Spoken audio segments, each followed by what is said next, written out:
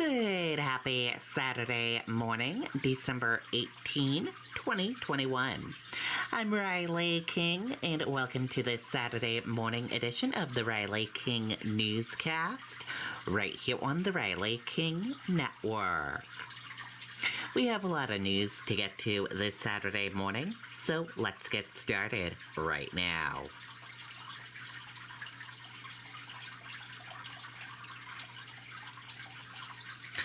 First up, transportation crews prepare for first plowable snow of season in New Hampshire. Let's take a listen to that video from WMUR News 9. Tractor has been in our family since 1955, when great-grandfather Pearlie and our grandfather George decided to sell tractors. The preparations for the weekend snow started Friday, with DOT plows loading up with salt and pre-treating main roads. For the traveling public, you can see the color of the roadway change a little bit. It gets slightly darker as they apply the brine. Stores busy Friday night, with some Granite Staters preparing for the snow. Batteries, shovels, car brushes, things that come in handy, While others weren't too concerned. 46 inches is nothing. You don't even need to plow for that. Despite concerns about plow driver shortages this year, New Hampshire's DOT says they're well prepared, with more than 300 state-owned plows and crews and an additional 300 private contractors on standby to tackle the interstates, turnpikes, and main arteries. Our partners in municipalities across the state also are doing those back roads and side roads, and so they're out there in full force as well. I'm a truck driver. I got to work tomorrow, so hopefully the roads will be safe. The DOT says they'll do their best, but reminds people to pack their patience and don't pass the plows. Those plows are equipped with two wings that span anywhere from 10 to 12 feet across both sides. And so you may not see it, but it's there, and it is very dangerous. And the DOT is urging residents to stay at home and avoid being on the roads as much as possible this weekend. They tell us their crews will be out as soon as the snow starts falling, and they'll stay out until all the roads are cleared. Live in Derry tonight, Scott Cook, WMUR News 9. Okay, there you go on that video and that report.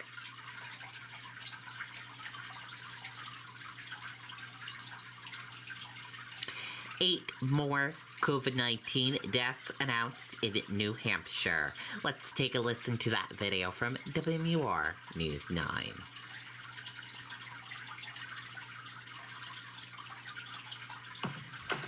Now's the time to get a great deal on taking care of your property. You need the #1 rated reliability of... Now let's get to those just released COVID numbers. There are 1,300 new cases of COVID-19 to report tonight. 309 are from a backlog. Active infections are down to 9,200. Current hospitalizations also going down tonight to 456. However, there are 8 new deaths to report.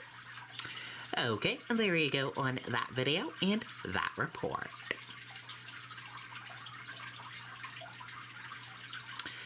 Bomb threat leads to lockdown at Valley Regional Hospital, officials say.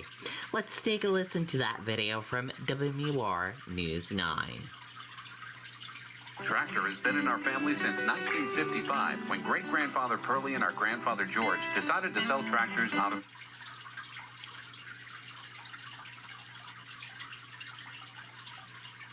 For the third day in a row, a threat was directed at Valley Regional Hospital in Claremont. It's just scary for everybody. Friday morning, police say a note was found indicating a bomb might be at the hospital. Without getting into all the details, the note was found outside of the campus, but in proximity of the building, and it was clear it was directed at the facility. The hospital then went into lockdown. Police say people were evacuated from outpatient facilities, services were shut down, and patients had to be diverted from the emergency room. Investigators searched the whole campus, but didn't find anything suspicious. This really disrupted services for not just Claremont, but it's a regional hospital for the whole region. So we will actively investigate this and hope to find whoever's responsible. The hospital says threats were also made on Wednesday and Thursday by phone in connection to a patient who was receiving care there.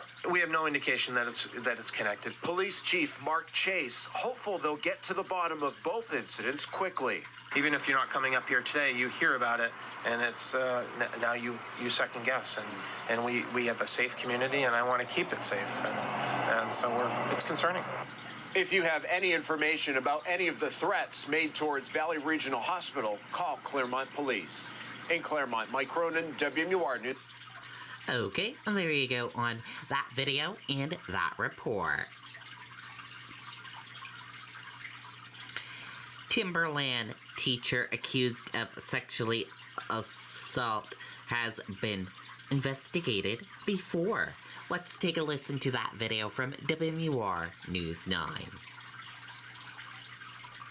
SAU 106 became aware of a complaint against Timberlane Regional High School math teacher David Russell on November 18th and notified the Department of Ed that day, as well as the alleged victim's family, advising them to call police. We originally learned the complaint from school officials and the victim, and the detectives started the investigation from there. Plastow detectives looked into Russell's background and became aware of a past police investigation in North Andover, Massachusetts, where Russell was once an employee of the school district. We've been in contact with them, and we've learned that they had, in fact, investigated him before.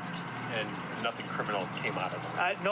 No, Mr. Russell was not charged with any crimes down in North Andover. The Human Resources Department for Timberlane Regional tells News 9 investigates. Each applicant goes through a state and FBI criminal background check, adding nothing came back on Russell. Officials say references for Russell's most recent employer were checked, but they could not confirm if his references with North Andover were looked into. The school's been working with us since the beginning. As soon as they realized the nature of the complaint, they in fact put the teacher out on leave, and since then they've been helping the detectives with the case. David Russell could not be reached for comment. We did submit several inquiries to the superintendent's office down in North Andover, Massachusetts, but we have not received a response as of airtime. Reporting live tonight, I'm Tim Callery, WMUR News. Okay, and there you go on that video and that report. And that does it for this morning edition of the Riley King Newscast right here on the Riley King Network. Thank you for tuning in and watching. Have a great rest of your day, and see you back here later on today for another newscast. Goodbye, everyone.